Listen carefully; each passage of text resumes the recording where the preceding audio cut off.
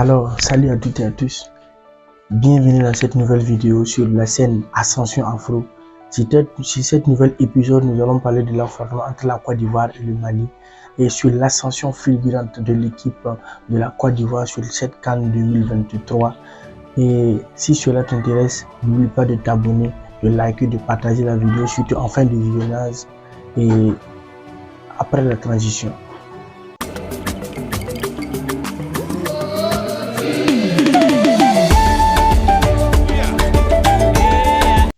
Alors merci de revenir. Nous allons essayer de décortiquer cette masse en 4 phases ou bien en 4 modules, ou bien je dirais en 4 points, 4 grands points. Et pour commencer, je vous dis que tout d'abord nous allons parler de l'histoire qu'il y avait derrière cette match, ce match-là. Deuxièmement, nous allons parler de la croyance. Troisièmement, de l'état d'esprit. Et pour finir, la force des critiques. C'est très important. Alors, on revient. Numéro 1 des thématiques, la croyance. Une fois que vous croyez en quelque chose de la plus profonde des manières, ça veut dire que cette chose est déjà acquise dans sa forme mentale avant de l'avoir acquise dans la forme physique. Vous me comprenez, j'espère. C'est-à-dire qu'une fois que vous croyez en quelque chose de la plus profonde des manières, vous l'avez déjà en vous, que ce soit quelque chose de positif ou de négatif. Maintenant, cette équipe de la Côte d'Ivoire et du Mali, chacun avec ses croyances. Et lorsque nous allons vraiment essayer de répartir la plus profonde des façons, vous allez voir que dès le début du match, il y avait un Mali vraiment très fort qui dominait le match. Et pourquoi je vous dis ça?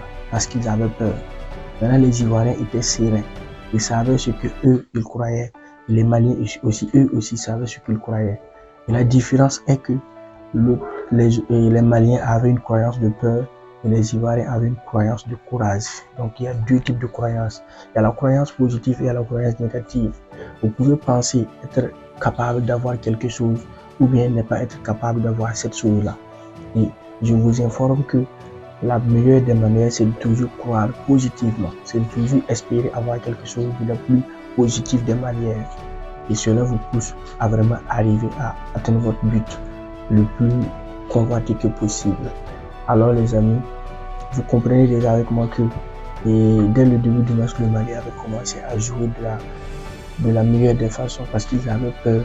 Ils avaient peur d'encaisser une but dès le début du match. Voilà pourquoi ils se mettaient à fond pour ne pas avoir ce problème-là. Et une fois qu'ils ont marqué le but, ils ont commencé à rentrer sur la gestion du match. Et c'est la pire des choses qu'il ne faut pas faire lorsqu'on joue avec une équipe comme la Côte d'Ivoire. Voilà, c'est une équipe vraiment de joueurs qui ont du mental d'acier. C'est très très important et c'est très vraiment prévisible lorsqu'on regardait le match. Moi, je m'étais dit dès le début du match que de toute façon, nos joueurs du Mali, c'est qu'ils ont peur. Et quand ils ont peur, c'est que la Côte d'Ivoire va gagner parce qu'eux, ils n'ont pas peur. Voilà, et l'histoire n'est pas la même chose. Donc, une fois qu'on va arriver au point de l'histoire, vous allez comprendre de quoi je suis en train de parler d'ici. Parce qu'il faudrait qu'on complète tous ces 4 points pour que vous puissiez comprendre de quoi exactement ce que je veux dire. Donc vous allez voir que quand la Côte d'Ivoire avait commencé à dominer le match, les Maliens ont commencé à entrer sur la gestion du match. Et même le coach a eu peur, il a fait des changements pour enfin essayer de remodeler un peu l'équipe, pour mettre un peu du fort dans la défense. Et maintenant, il a oublié l'attaque. Pourtant, même quand ils avaient marqué, ils devaient jouer sereinement. Ils devaient continuer à jouer comme s'ils ne pouvaient pas gagner le match, comme s'ils n'étaient pas en position de gagner. Mais une fois que vous marquez et que vous rentrez en gestion du match, c'est vraiment très difficile pour vous de pouvoir vraiment gagner ce match-là. Parce que les autres là, eux aussi, ils viennent comme des éléphants. Et eux aussi, ils viennent aussi pour se mettre à fond et pour gagner. Voilà pourquoi il y a la différence. Voilà. Alors, ces amis, je veux que dans tous ces 4 points que nous allons parler ici, vous les preniez et que vous les mettiez en pratique dans votre vie. Voilà, je veux cela. Lorsque vous allez vouloir quelque chose, il faut croire de la plus profonde des manières. Et sur ce point, une fois que la vidéo tirera à sa fin, je vous donnerai une petite cadeau qui vous aidera à vraiment pouvoir vraiment accentuer cela et à pouvoir vraiment progresser. Parce que nous tous, nous devons progresser.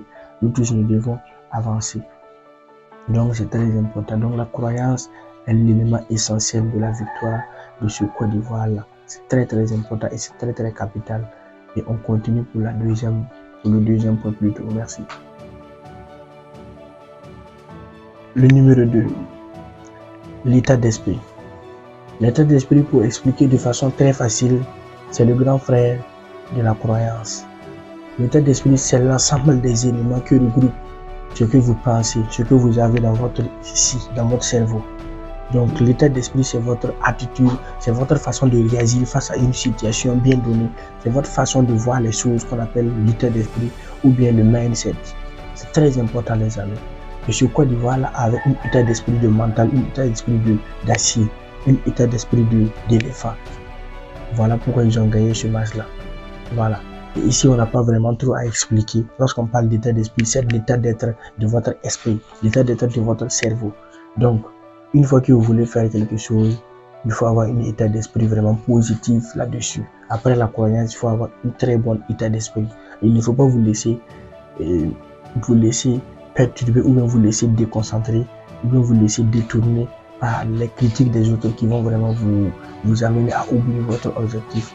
C'est très important, c'est très capital les amis. Donc l'état d'esprit, c'est la seconde des choses que cette équipe de la Côte d'Ivoire avait, ce qui les a poussés vraiment à pouvoir les autres équipes du Mali et dans tous les autres matchs, que ce soit celui du Sénégal. Vous allez voir que c'est presque le même scénario, parce que une fois que l'équipe du Sénégal avait commencé à marquer, ils s'étaient dit que voilà, on va rentrer dans les gestions du match, voilà, et parce que la Côte d'Ivoire n'allait pas bien. Donc eux, ils allaient rentrer dans la gestion du match, pouvoir finir le match en beauté et voilà, se préparer maintenant pour les quarts de finale.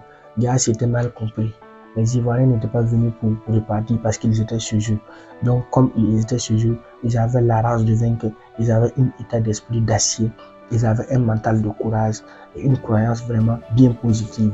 Ce qui les a permis de pouvoir aller arracher cette victoire face au Sénégal, face au Mali et même celui de hier face au aide Congo. Et ils ont continué et ils continuent parce que c'est ça, vouloir quelque chose, vouloir c'est pouvoir. Et l'état d'esprit, c'est quelque chose que vous devez aussi l'appliquer dans votre vie les amis. C'est quelque chose qui est vraiment très capital, très primordial et très important et vous devez l'appliquer dans votre vie dès maintenant tout de suite. Comme je le dis, parce que une fois que vous voulez quelque chose et vous croyez l'avoir de la plus positive de manière, il faut maintenant rentrer dans un autre niveau, dans un niveau encore plus supérieur, c'est celui de l'état d'esprit. C'est-à-dire vous êtes la chose et vous vous mettez comme si vous l'avez déjà et vous vous battez maintenant pour la chose. C'est cela. Comme l'a dit notre président Damiba, quelqu'un qui se bat pour quelque chose, c'est pour lui la chose et il a bien raison. Ou bien, les amis. Donc, on se retrouve sur le troisième point et à très suite. Le troisième point les amis, je me suis trompé, j'ai mis 4, pourtant c'est 3. Le troisième point, voilà. Lorsque nous passons au niveau du troisième point, nous allons parler de l'histoire qu'il y a derrière cet affrontement. L'histoire qu'il y a derrière l'équipe de la Côte d'Ivoire et celui du Mali. Vous allez voir que j'ai fait des petits recherches depuis très longtemps. La plupart des matchs qui se sont joués entre la Côte d'Ivoire et le Mali, la Côte d'Ivoire l'a remporté. Et si nous venons de récemment, nous allons voir que depuis 2008 jusqu'à présent, ils se sont affrontés au moins 10 fois. Et sur les 10 fois, la Côte d'Ivoire en a remporté 6. Le Mali en a remporté seulement 2. Et il y a eu 2 matchs nuls. Donc vous voyez que ce parti de l'histoire se joue de façon très grande, de façon supérieure dans l'affrontement de ces deux équipes. Parce que le Mali se disait que, attention, c'est une équipe qu'on n'arrive pas à gagner et nous devons faire très attention avec cette équipe-là. Et la Côte d'Ivoire disait que nous, on a l'habitude de gagner cette équipe-là, donc on peut la gagner, quel qu'en soit, même s'ils sont supérieurs que nous techniquement. Et ils l'ont prouvé le Mali. Dès le début du match, ils étaient supérieurs techniquement et face aux Ivoiriens. Et même après leur carton rouge, le carton rouge des Ivoiriens, ils ont réussi à réorganiser leur match et à gagner. Donc c'est ça. Donc l'histoire aussi joue très bien et de façon positive ou de façon négative dans votre vie. Voilà pourquoi on dit que vous êtes ce que vous avez vécu de votre naissance jusqu'à présent. Voilà, c'est le résultat final de vous qui êtes là comme ça. Donc si vous avez vécu des choses vraiment bouleversantes, des choses traumatisantes, ce n'est pas vraiment partie de nous, ou bien ce n'est pas quelque chose à déplorer si vous vivez dans la déception aujourd'hui, parce que vous avez vraiment été à plusieurs fois découragé, à plusieurs fois déçu. Maintenant, pour sortir de cet état d'esprit, il faut vraiment une réorganisation ou bien une reprogrammation. Voilà, et ce Manila n'a pas pu se reprogrammer avant d'affronter cette équipe de la Côte d'Ivoire. Voilà pourquoi l'équipe de la Côte d'Ivoire les a vraiment gagnés, les a vraiment battus, les amis. Et excusez-moi parce que je fais partie de l'Alliance. Voilà, de l'AES. Donc, c'est pas ça. Le football est à part et la politique à part. Donc, les gens essaient de mélanger les choses. Pourtant, ce n'est pas le cas. Voilà, donc, vous allez voir que au niveau de l'histoire joue vraiment un élément très important et très essentiel, comme je le disais. Voilà, comme je le disais. Donc, les Ivoiriens se disaient que depuis 2008, on a gagné à plusieurs reprises. Et pourquoi pas ne pas gagner encore? Et pourquoi on doit perdre? Parce que si on perd, c'est notre réputation. Parce que si on perd, pourtant on avait l'habitude de gagner cette équipe de Mali là. Voilà pourquoi ils se sont mis à fond et ils ont gagné ce match-là. C'est très important. C'est très important. Donc, et dans la suite, maintenant, nous allons parler de la force des critiques. Voilà.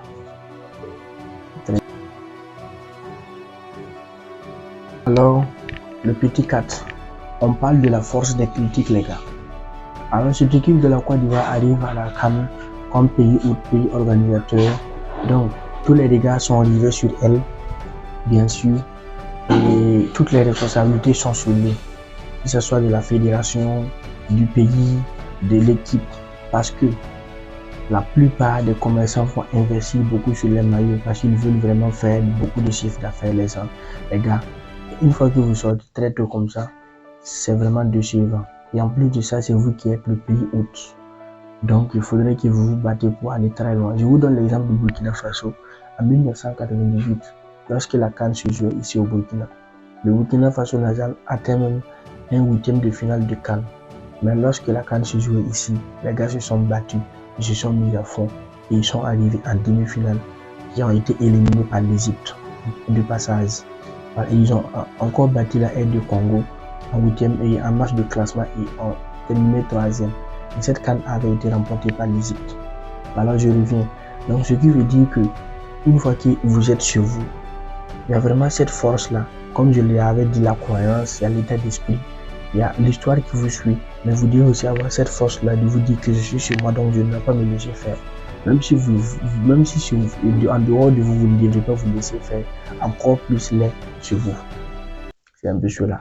Donc vous allez voir que dès le début du match, dès le premier match plutôt, Côte d'Ivoire, Guinée-Bissau, ils tapent la Guinée-Bissau 2-0.